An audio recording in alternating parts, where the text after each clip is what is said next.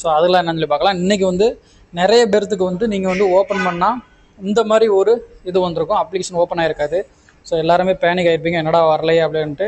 So ஒன்றும் பிரச்சனை இல்லை, இது வந்து அப்டேட் பண்ணுறப்போ சில சமயம் இந்த மாதிரி எரர் வரும், அதனால் நம்ம இதிலே சரி பண்ணிக்கலாம். ஸோ ஃபஸ்ட்டு ஓப்பன் பண்ணுங்கள், அப்ளிகேஷன் கிளிக் பண்ணி ஓப்பன் பண்ணிங்கன்னா உங்களுக்கு வந்து இந்த மாதிரி வரும். ஸோ இந்த மாதிரி வந்துச்சு அப்படின்னா என்ன பண்ணுங்கன்னா, ஃபஸ்ட்டு வெளியே வந்துட்டு அந்த அப்ளிகேஷன் இப்படி லாங் ப்ரெஸ் பண்ணிங்கன்னா உங்களுக்கு வந்து இந்த ஆப் இன்ஃபோன்னு ஒன்று காமிக்கும். ஸோ அந்த இதை கிளிக் பண்ணுங்கள். கிளிக் பண்ணிவிட்டு கீழே போட்டிங்க அப்படின்னா ஸ்டோரேஜ்னு ஒன்று இருக்கும், இந்த ஸ்டோரேஜை கிளிக் பண்ணுங்கள். சரிங்களா? இதில் வந்து இந்த கேட்ச் டேட்டான்னு பார்த்தீங்கன்னா இந்த 14 MB இருக்கா, சில இதில் இருந்து நிறைய இது இருக்கும். ஸோ அப்படின்றப்போ அந்த கிளியர் கேட்ச் கொடுத்துக்கோங்க, கிளியர் ஸ்டோரேஜ் ரெண்டுமே கிளிக் பண்ணிக்கோங்க. சரிங்களா? கிளிக் பண்ணால் இது எல்லாமே 0 ஆயிரும். ஸோ இப்போ நான் முடிச்சிட்டேன், அதனால் நான் பண்ணல.